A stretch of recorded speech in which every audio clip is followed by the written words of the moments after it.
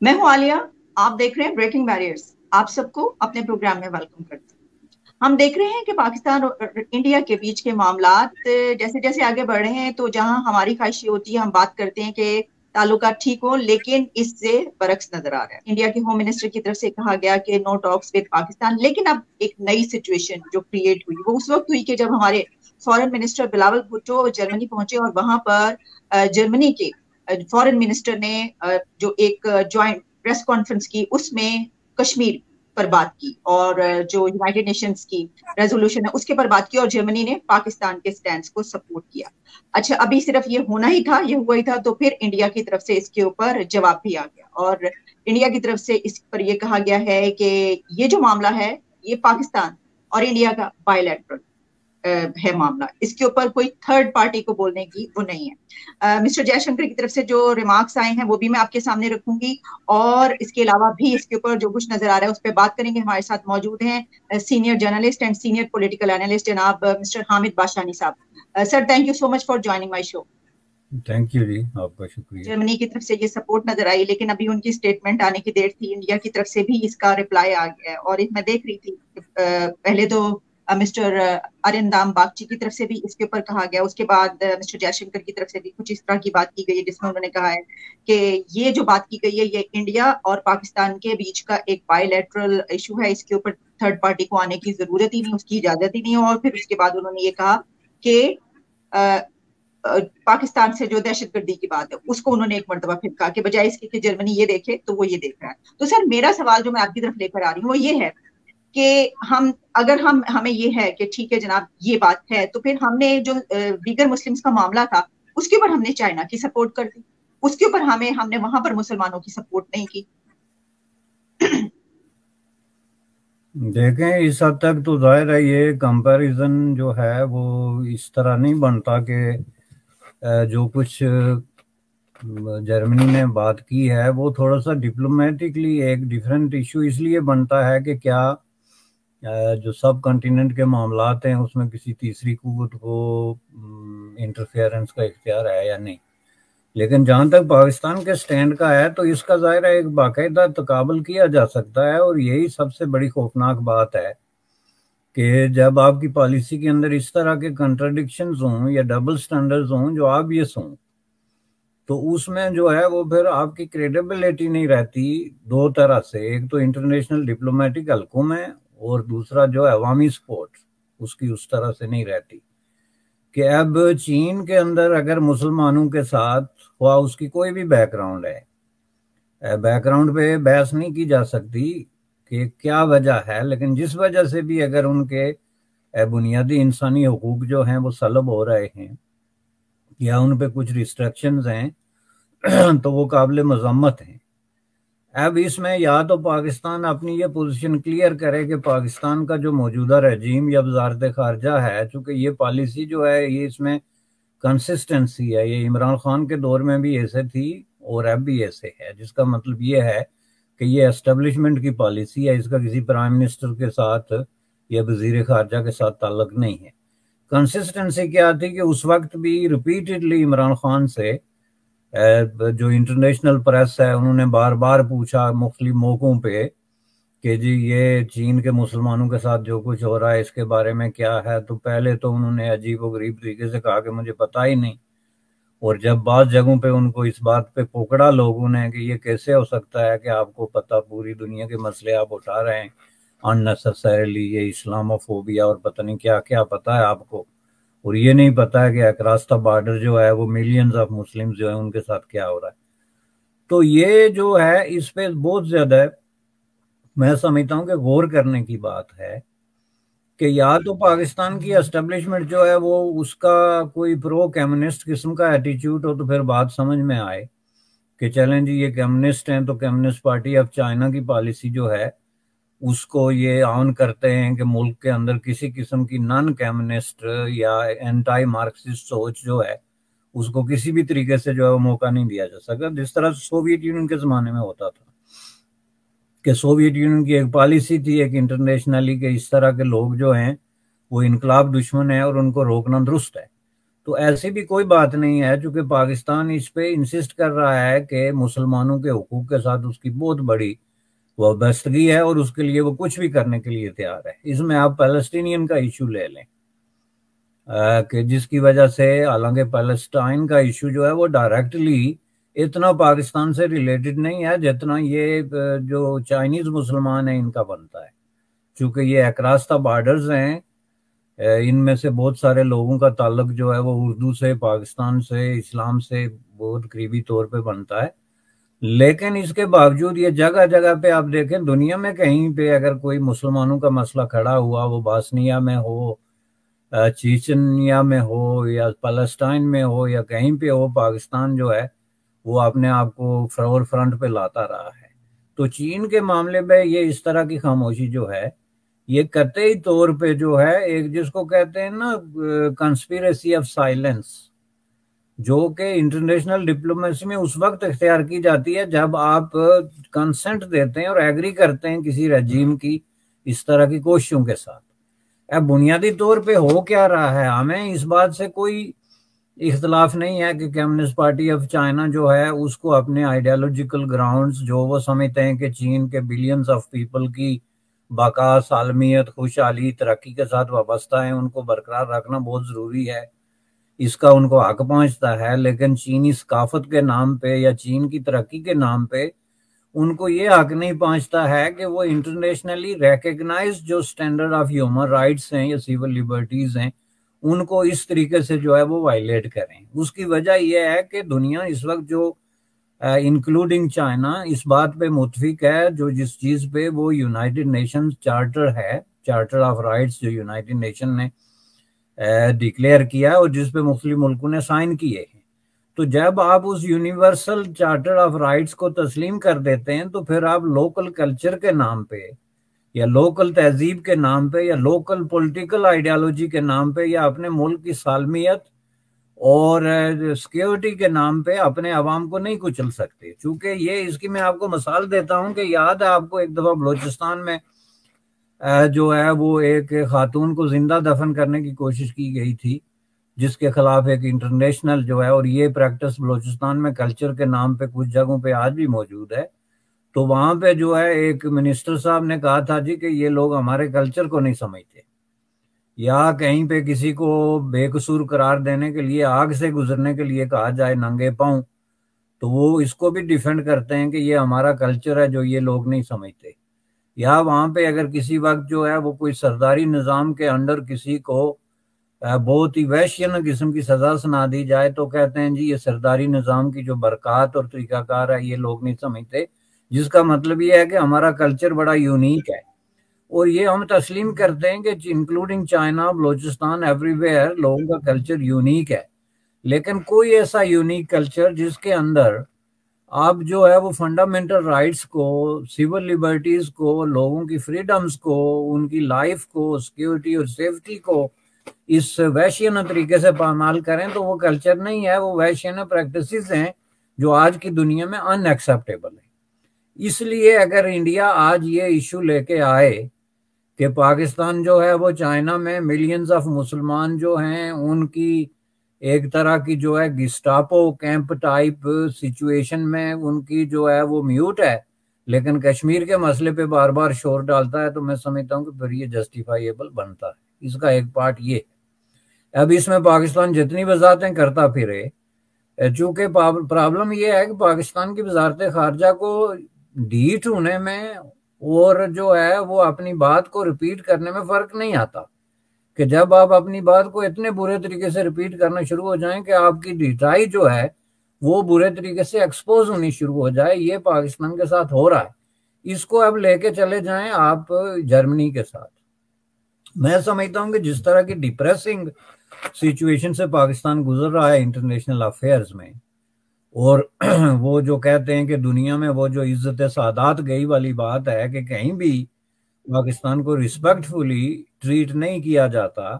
یہ بات خود آپ نے شہباز شریف صاحب کے منہ سے گزشتہ دنوں سنی ہوگی کہ ہم کہیں بھی جاتے ہیں تو کہتے ہیں لو جی اب یہ مانگنے کے لیے آگے، وچ از اے ویری بگ فیکٹ۔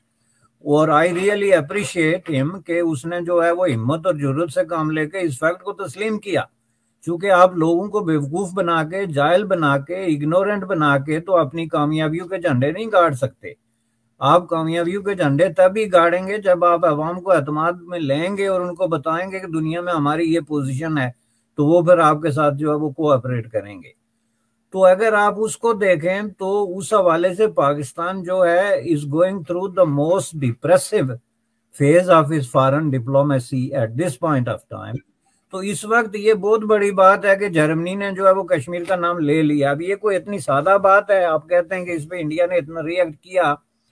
کہ اس جسٹ یہ کوئی چمتکار ہے بلاول بھٹو کا یا کوئی کرشمہ سازی ہے یا اتنی سادہ بات ہے کہ جرمن فارن منسٹر نے کشمیر کا نام لے لیا. یہ ظاہر ہے کہ ایسا نہیں ہے. یہ بہت سارے انٹرنیشنل موونگ اور شیکنگ جو ہے اس کی ریفلیکٹ کر رہا ہے کہ امریکہ کے ساتھ پاکستان جو بہت عرصے سے ری انگیجمنٹ اگینسٹ چائنا ایک جو ڈپلومیٹک سٹرگل میں ہے، یہ اس کی آپ ایک تھوڑی سی جھلکی دیکھ سکتے ہیں. اور یہ جو ہے اس کا انڈیا کی طرف سے اتنا بڑا جو ہے وہ ری ایکشن بھی اسی لیے ہے کہ وہ اس بات کو سمجھتے ہیں کہ this is not a German thing, this is a international western thing, جس میں کہ یہ انڈیکیشن دی گئی ہے کہ ہم دوبارہ پھر وہی راگ جو ہے وہ الاپنے والے ہیں. چونکہ چین کے ساتھ تعلقات خراب کرنے کی جو شرط پاکستان ہمیشہ رکھتا ہے، اور اسی لیے میں بار بار ہسٹری میں جاتا ہوں بیک ٹو 1950 سے لے کے امریکہ کے ساتھ، وہ پہلی شرط یہ ہوتی ہے کہ جی خدا کے لیے ہمیں مسئلہ کشمیر حل کرا کے دے دیں، تو باقی آپ جو کہیں گے جی ہم کر لیں گے. چین کو بھی چھوڑ دیں گے، روس کو بھی، جو مرضی کہہ دیں. یہ وہ مقام ہے دوبارہ جو ایوب خان اس وقت بارگین کر رہا تھا. 2 دفعہ اس نے کیا. ایک سوویت یونین پہ بارگین کیا اس نے جب وہ ملیٹری الائنس میں شامل ہوا امریکہ کے ساتھ اور سیٹو اور سینیٹو میں. اس وقت اس کا واحد بارگین یہ تھا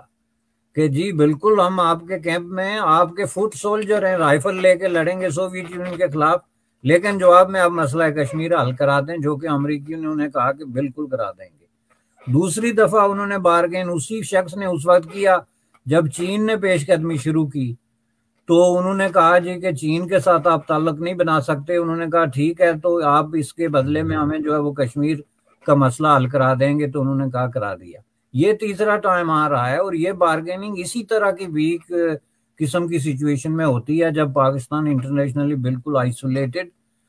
قسم کے اس میں جا رہا ہے، جو کہ ایک بہت بڑی غلطی کر رہا ہے کہ آپ اس طریقے سے پالیسیاں چینج کر کے آپ سمجھتے ہیں کہ آپ دنیا کی سپورٹ لے کے تو مسئلہ کشمیر حل کر دیں گے. تو یہ پاسبل نہیں ہے. اس کی بات میں ایسے سمیٹتا ہوں کہ آپ یہ دیکھیں کہ جو وزیر خارجہ نے کہا ہے جرمنی کی، اس نے کہا ہے کہ یونائٹڈ نیشن کی قراردادوں کا نہیں کہا، اس نے قانون کے مطابق اس نے کہا کہ مسئلہ کشمیر کو حل کیا جائے، جو کہ ایک ڈیفرنٹ سٹیٹ ہے دین سیئنگ، سٹیٹمنٹ ہے دین سیئنگ کہ جی آپ اقوام متحدہ کی قراردادوں کے مطابق اس مسئلے کو حل کرا دیں. اب یہ جو پاکستان کا سٹینڈ ہے کہ ہم اقوام متحدہ کی قراردادوں کے مطابق ہی مسئلے کو حل کریں گے، یہ ایک فیلڈ قسم کا سٹینڈ ہے، اور یہ ٹائم اینڈ اگین ایک ٹیسٹڈ قسم کا فیلڈ قسم کا سٹینڈ ہے، جس سے بالکل کسی طریقے سے کچھ نکلنا نہیں ہے. اور یہ نہ صرف جو ہے وہ وزارت خارجہ کے وسائل ضائع کرنے اور عوام کے پیسے ضائع کرنے والا کام ہے، اس کے علاوہ اس کا کوئی جو ہے وہ مقصد. برسٹر صاحب، آپ کی اس گفتگو سے میرے ذہن میں 2-3 سوال اٹھ گئے، میں آپ کے سامنے پیش کیے دیتی ہوں. ایک تو یہ بات جو آپ نے یہ سب بتایا، اس سے یہ بھی پتہ چلتا ہے کہ جو چائنا کے ویگر مسلمز کے معاملے پر انڈیا نے ایبسٹین کیا تو وہ بھی امریکہ کو برا لگی ہے. یہ بات جس طرح آپ نے کہا کہ اس کے پیچھے بہت کچھ ہے جو یہ بات کہی گئی ہے جرمنی کی طرف سے. اچھا، پھر ہم یہ دیکھتے ہیں کہ جو یہ ویگر مسلمز کا معاملہ تھا، اس کے اوپر تمام مسلم کنٹریز جو ہیں انہوں نے چائنا کے حق میں اور ان لوگوں کے ویگرز کے خلاف ووٹ کیا. مطلب جتنے بھی مسلم کنٹریز تھے ان سب نے یہ کیا. لیکن کشمیر کے معاملے پہ ہم دیکھتے ہیں کہ یو اے ای، سعودی عربیہ، مسلم امہ کا ہم جو بڑا نام لیتے ہیں تو وہ اس طریقے سے نہیں کرتے. تو اس کو بھی آپ جو ہے وہ کیسے دیکھتے ہیں؟ جی لیٹلی اگر میری جو لیٹسٹ اطلاع ہے اس میں تو ڈیفینیٹلی جو ہے ان کا سٹینڈ اب کسی بھی طریقے سے مختلف نہیں ہے. چونکہ یونائٹڈ عرب ایمریٹس ہو گیا یا سعودی عربیہ وغیرہ، انہوں نے گزشتہ 1.5-2 سالوں میں جو پوسچر اختیار کیا ہے मसला कश्मीर के हवाले से, वो तो टोटली डिफरेंट है माजी की निस्बत। और माजी में जो उन्होंने स्टैंड लिया हुआ था उसकी वजह उसके पीछे यही पाकिस्तान की लॉबिंग थी। अब देखें, आपके इंटरनेशनल जो दुनिया में दोस्त और दुश्मन होते हैं, लेकिन इसका मतलब ये नहीं है कि आप दोस्ती को गलत तरीके से जो है दोस्तों को मिस यूज करके गलत मौकफ पे खड़े कर दें इसलिए कि वो आपके दोस्त हैं। बात ये भी देखनी होती है ना कि आपका मौकफ क्या है। आपका मौकफ ये है कि हम जनाब मसला कश्मीर का सिर्फ एक हल चाहते हैं और वो अक़वाम मुत्तहिदा की करारदादों की रोशनी में जो है वो वहां पे रेफरेंडम करा के तो ये तय किया जाए कि कश्मीरी इंडिया के साथ शामिल होना चाहते हैं या पाकिस्तान के साथ। यही है ना जी पाकिस्तान का मौकफ। तो पहली बात यह है कि ये ऐसी कोई करारदाद यूनाइटेड नेशन ने जो माजी में पास की थी, मैं आपको बताता हूँ, अगर आप यूनाइटेड नेशन की सारी करारदादों को देखें तो एक करारदाद उन्होंने पास की कि आप ये कर दें, दूसरी करारदाद जो पास कर दी वो उसके बिल्कुल बरक्स है। मैं उसकी आपको मिसाल देता हूँ कि मसलन करारदाद नंबर 47 जो बहुत मशहूर है, जिसमें पहली करारदाद जो बड़ी करारदाद थी जिसमें उन्होंने कहा कि रियासत जम्मू कश्मीर में रेफरेंडम करा के तो आवाम से पूछा जाए कि वो इंडिया के साथ जाना चाहते हैं या पाकिस्तान के साथ, तो उन्होंने उसके पहली शर्त ये रखी कि पाकिस्तान अपनी फौजें वहां से निकाले। अब कोई पाकिस्तान से पूछे कि ये करारदाद नंबर 47 है जो 1948 में पास हुई थी, तो इन 70 सालों में आपने फौजें निकाल दी वहां से, या अगर नहीं निकाली तो क्या आप फौजें निकालने के लिए तैयार हैं? अब जाहिर है इसका जवाब ना में होगा, क्योंकि दोनों काउंट पे पाकिस्तान के पास हाँ की गुंजाइश नहीं। अब इसी तरह एक दूसरी करारदाद है जिसको करारदाद नंबर 80 कहते हैं, जो बाद में पास हुई, जिसमें के पाकिस्तान और इंडिया दोनों को कहा गया कि वो बायक वक्त अपनी फौजें निकालें। और जाहिर है इंडिया और पाकिस्तान दोनों ने उस करारदाद को मानने से इनकार कर दिया। अब आप किसके खिलाफ केस करेंगे इंटरनेशनल कोर्ट में या कहीं, जब दोनों फरीक जो है उन्होंने करारदाद मानने से इनकार कर दिया। तो वो यूनाइटेड नेशन की जो करारदादें हम बाहर इन्हीं फोरम्स पे हम डिस्कस कर चुके हैं कि उनकी जीरो वैल्यू है, उनका कोई कानूनी कोई अखलाकी किसी तरीके से कोई जवाज ही नहीं है, सिवाय एक हिस्टोरिकल रैकेट के जो एक खास पीरियड में होने वाले एक खास तनाज़े को रिफ्लेक्ट करती हैं। इसके अलावा उनकी कोई हैसियत ही नहीं है। तो आप जो है वो इनको एक ऐसी नामुमकिन किस्म की शर्त रख रहे हैं कि पहली बात यह है कि आज आप ये कहते हैं जी कि ये बर्रे सगीर जो तकसीम हुआ था, इसमें जो इतना बड़ा खून खराबा हुआ था, इससे मिलियंस लोग जो है वो डिस्प्लेस हो गए थे, मिलियंस ऑफ लोग मार दिए गए थे, औरतों की असमत दरी हुई थी, ये सारा जो कत्लो गारत गरी हुई थी ये रोकी जा सकती थी अगर हम उस वक्त सेंसेबल तरीके से, अगर तकसीम ही करना था पहली बात है, तो हम इसको अगर किसी सेंसेबल फार्मूले और तरीके के साथ करते। आज आके 70 साल बाद आप ये कहते हैं कि आप कश्मीर में वही एक्शन जो है वो रिप्ले करें कि कश्मीर के अंदर हिंदू पॉपुलेशन भी है, मुस्लिम पॉपुलेशन भी है, बुद्धिस्ट पॉपुलेशन भी है, और उनको आप एक लाइन में लगा के तो ये कहें कि जी आप वोट दें कि आप इंडिया के साथ जाएंगे कि पाकिस्तान के साथ। भाई उसमें से जो हिंदू हैं वो तो हर कीमत पे कहेंगे ना कि हम इंडिया के साथ जाएंगे, और उसमें से मुसलमानों की भी एक बहुत बड़ी तादाद है जो प्रो इंडियन है और वहां की बड़ी बड़ी मेन स्ट्रीम पॉलिटिकल पार्टीज के साथ है, जिसमें नेशनल कॉन्फ्रेंस है, पीडीपी है महबूबा मुफ्ती की, जो ये कहेंगे कि हम हिंदुस्तान के साथ जाएंगे। इस तरह अगर चंद आपके खरीदे हुए लोग कहेंगे कि हम पाकिस्तान के साथ जा रहे हैं, या बुद्धिस्ट मुमकिन है कहें कि नहीं जी हमने एक के साथ भी नहीं जाना, चीन के साथ जाना है या इंडिया के साथ जाना है, तो आप क्या कश्मीर को 8 हिस्सों में तकसीम करेंगे? अगर 8 हिस्सों में नहीं तकसीम करेंगे तो क्या वहां के लोग भेड़ बकरियां हैं कि आप उनको जनाब रेफरेंडम के नाम पे जो है एक मुल्क के साथ लगा देंगे दूसरे, और अगर पाकिस्तान के साथ आप लगा देंगे तो पाकिस्तान के साथ आपने जो माइनॉरिटीज का जो हशर किया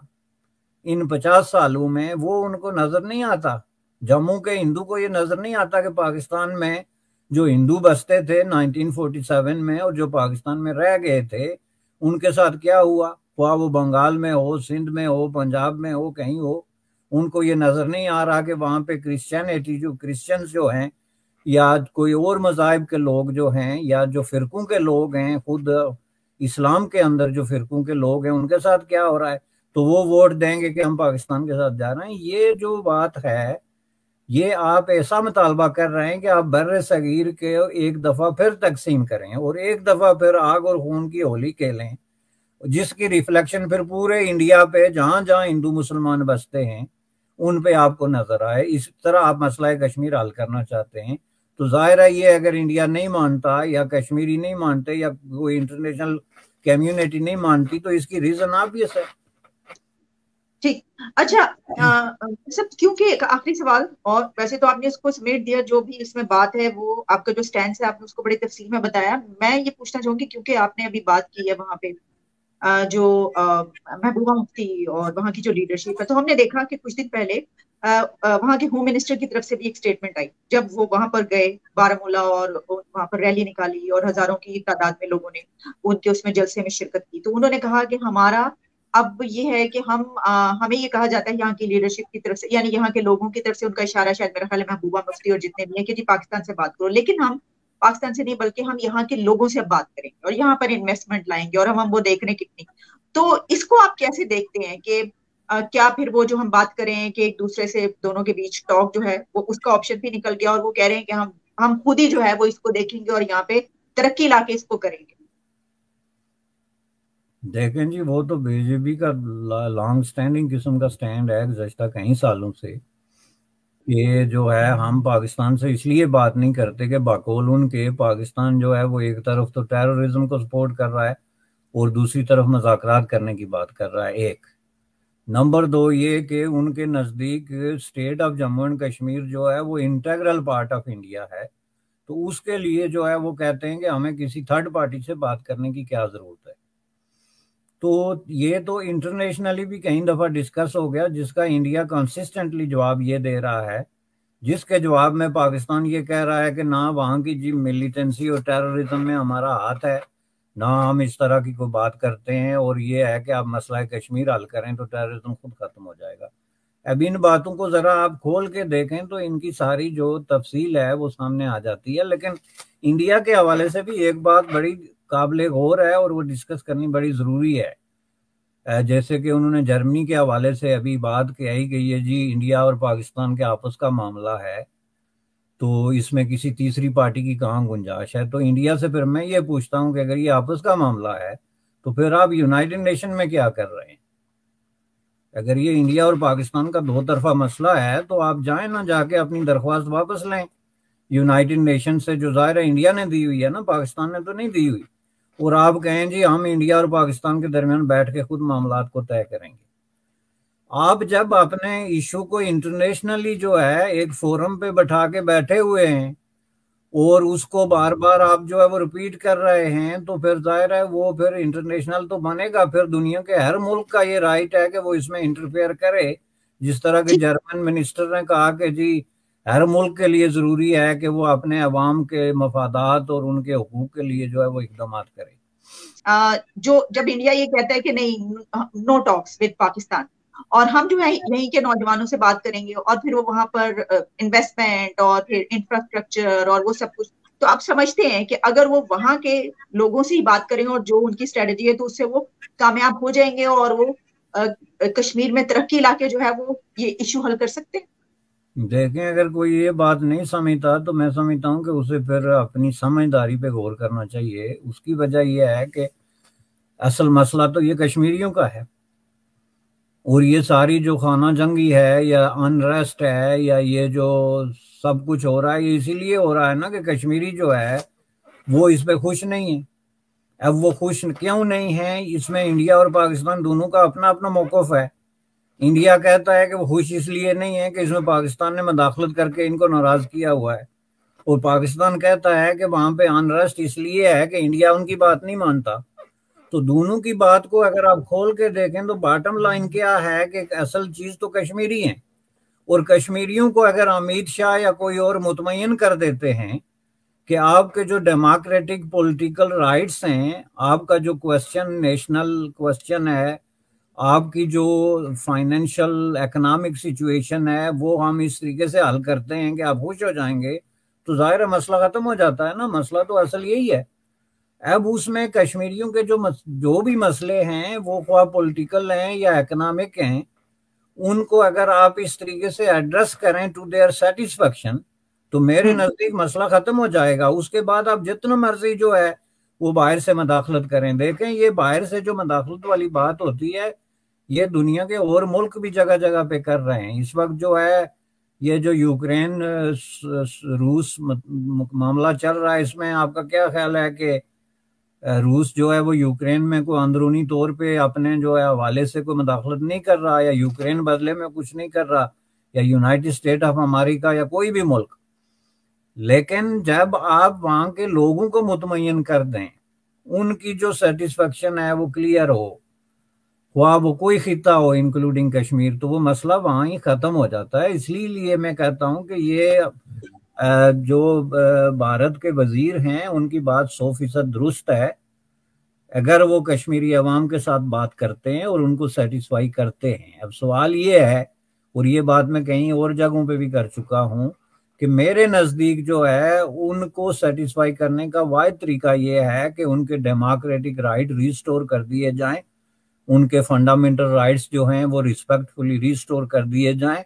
اور وہ اپنے وسائل کے مالک خود بنیں اور اپنے معاملے میں ڈیسیجن کرنے کی پاور گورنر راج کے بجائے ان کو دے دی جائے, جس طرح کے انڈیا کی باقی ریاستوں میں ہے. تو اس کے بعد ہم دیکھ سکتے ہیں کہ وہ خوش ہیں یا نہیں ہیں. لیکن یہ ہے کہ آپ وہاں پہ جو پولیٹیکل اور